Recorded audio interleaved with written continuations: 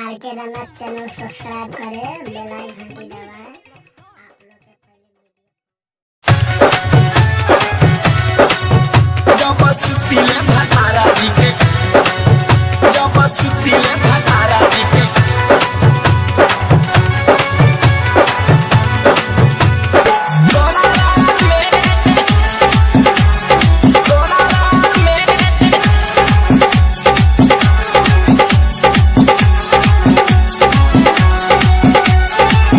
प्रीति films recording studio चिरैया।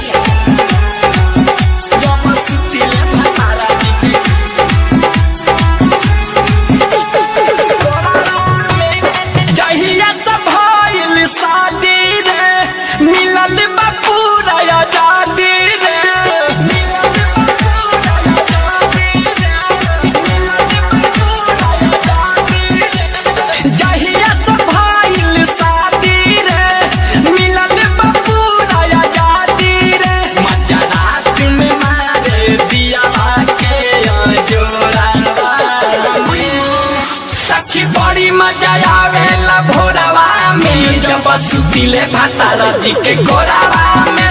सखी बड़ी मजा आवेला भोरवा में जब सुतिले भातारा जी के गोरावा में।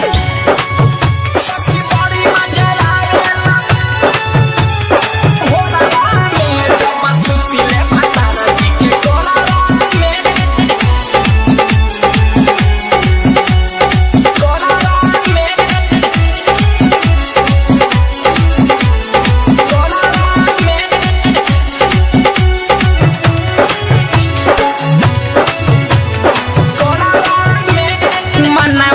पूरल सरधा हो मन जोगे मिलल बमरदा हो। मन जोगे मिलल बमरदा हो मनवा के पूरल बसरधा हो मन जोगे मिलल बमरदा हो। चढ़ली जवानी से करे छेड़ा खानी सेज पौरावे लगरदा हो। सेज पौरावे लगरदा मनवा के पूरल सरधा हो मन जोगे मिलल बमरदा हो। चढ़ली जवानी से करे छेड़ खानी सेज पौरावे लगरदा हो। नथिया हटा के गाल चुमेला सजिया परत रत भर झुमेला। मीठ दरदिया सखी रे पोरे पोरवा में।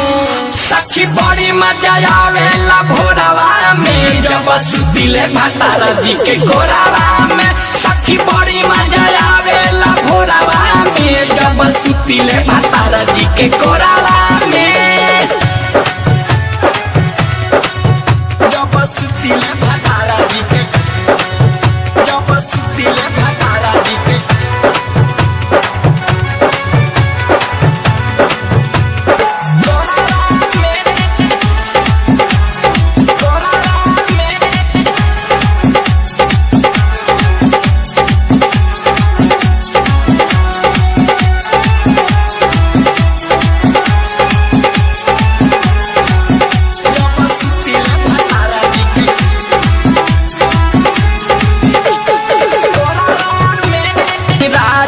बसता झकास बा प्यार करे में पास बा।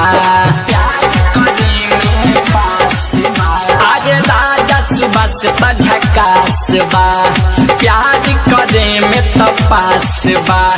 राइटर पवनवा देवरो पूरा करत रोजो आसबा। करत रोजो आसबा आज राजा सुबसता झकास बा प्यार करे में तपास बा। राइटर पवनवा देवरो पूरा करत रोजो आसबा। अरे ससुर में मन बड़ी लागे रे हमारो बदिल बड़ी भागे रे। बड़ी दाम बसा की सोइया जी के लोढ़वा में। सखी बड़ी मजा आवेला भोरवा में जब सुतिले भातारा जी के गोरावा में। सखी बड़ी मजा आवेला भोरवा में जब सुतिले भातारा जी के गोरावा में।